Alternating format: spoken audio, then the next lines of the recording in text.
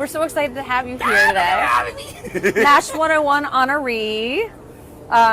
So I want to say, yes! I'm in it. I'm so locked in. I'm so locked in. Am I allowed to swear on this? Yeah, absolutely. I'm so locked in.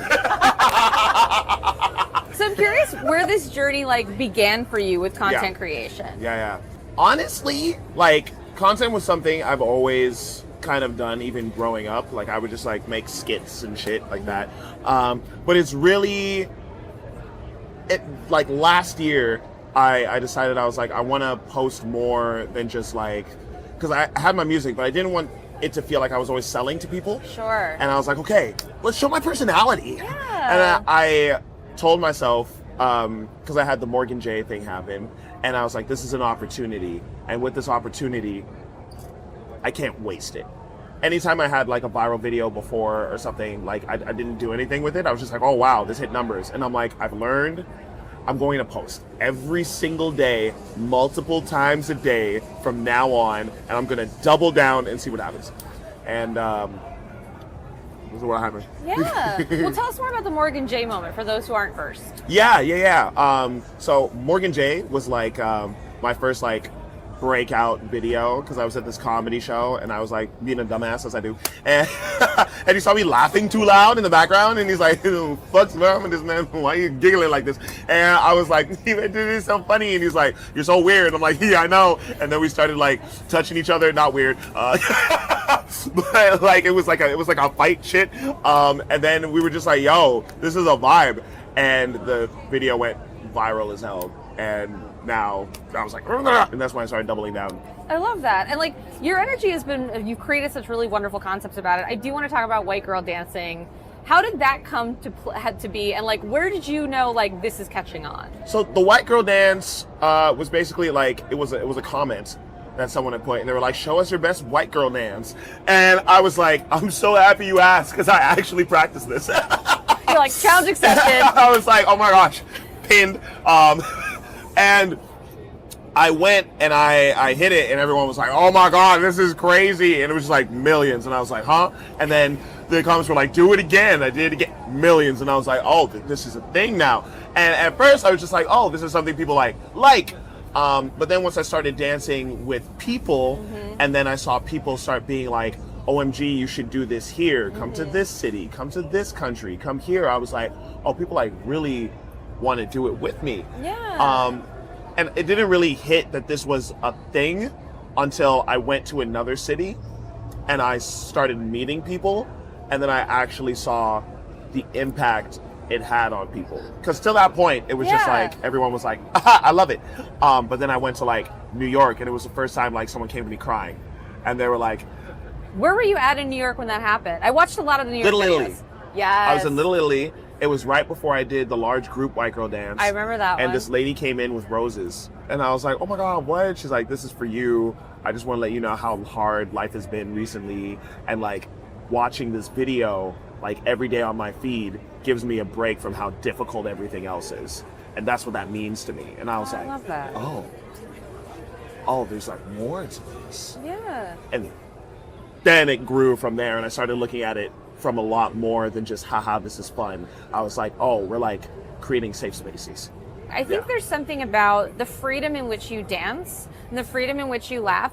Truly, because I think people get, because cringe became such a thing, and it's people became afraid of being weird or being goofy, and everybody wanted to be cool. And what I think is incredible is that you make it look cool to be fuck it.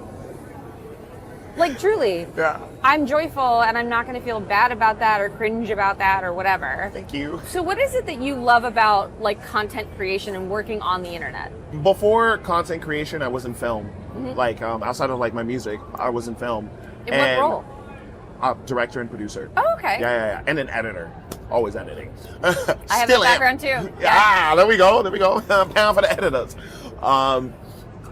And it was just while I'm doing this, it's not necessarily film, but my goal in film was to be able to create stuff that would eventually impact people or stay with people. And it's still a method of creation. Yeah. And the thing that I like so much about content creation is I'm basically doing the heart of why I liked film, just on like a faster scale. Sure. And that in itself is still getting to like, not that every piece that I do moves people, but it stays with people, or it can be an inside joke at the dinner table. Like Sure. there's a way where it impacts your everyday life. And that means like I myself am able to put some kind of impact in the world around me.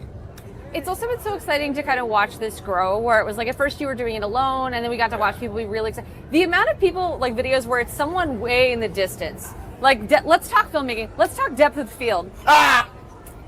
And how average women become track stars and like In alarm heels. systems. In heels. Like, Track stars for in real. heels. I'm curious what it's been like for you as that has shifted and like you start hearing people like screaming and like running at you. Because that, I mean, like, I'm sure there's an element that it's exciting, but there also can be an element of being like, oh, this is intense. Strangely, I think it's because I'm weird. Like shit like that doesn't like raise too many flags in my head. But also because a lot of the times, like sometimes it's guys screams, but like majority is like the screams of like a woman. And like when I hear that, like instead of me being like, oh my gosh, she's coming to kill me. Right. Like I just think like, oh my God, what's so fun? What's happening? And I started looking around because I'm shocked because I'm like, what's the big deal? What's the big deal? And then they're like, oh my God. I'm like, oh my God, what are we oh my Godding about? And it, like so many times I forget that like we're screaming for this. Because I'll start screaming and I'm like, where? And they're like, there. And I'm like, where? You're like, what's the moment? They're like, you were the moment.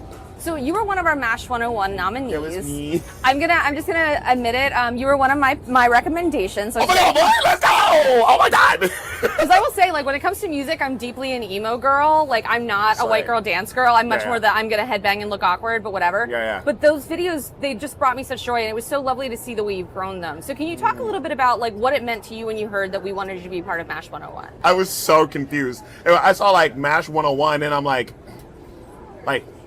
because I made 101 videos. Like, what are we talking about? And I went and then I saw it was like 101 top picked, and I'm like, and I look at the list of other people on there. I'm like, how am I here next to like I'm just looking at the huge names, and I'm like Steve.